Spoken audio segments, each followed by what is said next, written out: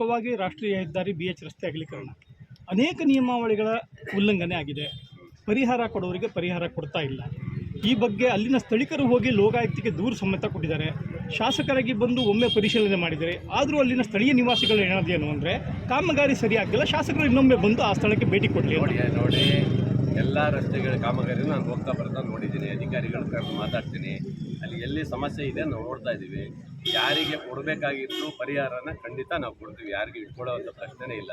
ಈಗ ನಮ್ಮ ಮಾರ್ಕೆಟ್ ರಸ್ತೆನೂ ಈಗಾಗಲೇ ಅಗಲೀಕರಣಕ್ಕೆ ಬಂದಿದೆ. ಡಿ ಸಿ ಅವ್ರ ಹತ್ರ ಬೆಳಗ್ಗೆ ಮಾತಾಡಿದ್ದಾರೆ. ಡಿ ಸಿ ಅವರು ಒಂದು ವಾರದಲ್ಲಿ ಬಂದು ಮೀಟಿಂಗ್ ಮಾಡಿಬಿಟ್ಟು ಅಲ್ಲಿ ಎಲ್ಲ ವ್ಯವಸ್ಥೆಯನ್ನು ಪರಿಹಾರ ಮಾಡಿ ಕೊಡ್ತಾರೆ. ಬಹುಶಃ ಮೀಟಿಂಗ್ ಒಂದು ವಾರದಲ್ಲಿ ಇಟ್ಕೊಳ್ತಾರೆ. ಬೆಳಗ್ಗೆ ಹೇಳಿದರು. ಎಲ್ಲ ಯಾವುದೇ ಸಮಸ್ಯೆ ಏನಿಲ್ಲ. ಅವರಿಗೂ ದುಡ್ಡು ಬಂದಿದೆ. ದುಡ್ಡು ಬಂದು ರೆಡಿಯಾಗಿದೆ. ಯಾವ ಸಮಸ್ಯೆ ಏನಿದೆ?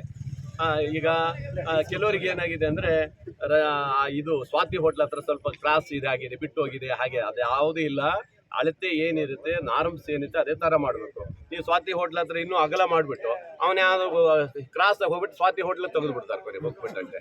ಅದೆಲ್ಲ ನಾರ್ಮ್ಸ್ ಇದೆ. ಅವೆಲ್ಲ ಹೈವೇ ನಾರ್ಮ್ಸ್ ಪ್ರಕಾರನೇ ಮಾಡಿದ್ದಾರೆ ಅವರು. ಅದರಿಂದ ಉಳಿದ ಜಾಗ ಇದೆಯಲ್ಲ ಅದಕ್ಕೆ ಇಂಟರ್ಲಾಕ್ ಹಾಕ್ತೀವಿ ನಾವು. ಇಂಟರ್ಲಾಕ್ ಹಾಕಿ ಚಂದ ಬರೋಂಗೆ ಮಾಡ್ಕೊಡ್ತೀವಿ. ಅಲ್ಲೆಲ್ಲ ಮಾಡ್ಕೊಡ್ತೀವಿ.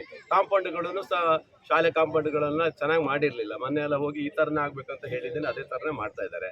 ಯಾರಿಗಾರು ಗಿಡೋ ಪ್ರಶ್ನೆ ಇಲ್ಲ ಅಲ್ವಾ? ಯಾರಿಗಾರು ಸ್ವಲ್ಪ ಬಿಡೋದು ಜಾಸ್ತಿ ಮಾಡೋದು ಇವು ಯಾವುದೂ ಇಲ್ಲ. ಒಂದೇ ಅಳತೆ. ಎಲ್ಲರೂ ಅಳತೆದಲ್ಲಿ ಕಮ್ಮಿ ಇದ್ರೆ ಹೇಳಿ ನನಗೆ ಅಲ್ವಾ? ಎಷ್ಟು ಸರಿ ನಾನು ಕಳಿಸ್ಕೊಟ್ಟಿದ್ದೀನಿ. ಹೈವೇ ಪ್ರಾಧಿಕಾರ ನಿಮ್ಮ ಪತ್ರಿಕೆಯರ ಜೊತೆಗೆ ಬಂದು ಸುಮಾರು ಸರಿ ನಿಮ್ಮ ಹತ್ರ ಚರ್ಚೆ ಮಾಡಿದ್ದಾರೆ. ನಿಮ್ಮ ಜೊತೆ ಮಾತಾಡಿದ್ದಾರೆ. ಎಲ್ಲ ಕಡೆ ಹೋಗಿ ಬಂದಿದ್ದಾರೆ. ಯಾರೋ ಒಬ್ಬೊಬ್ಬರು ಇದ್ದೇ ಇರ್ತಾರಣ್ಣ, ನನಗೆ ಅದು ಬರಲಿಲ್ಲ ಇದು ಬರಲಿಲ್ಲ ಅಂತೇಳಿ ಲೋಕಾಯುಕ್ತಿಗಾರು ಹೋಗಲಿ ಎಲ್ಲಿಗಾರು ಹೋಗಲಿ.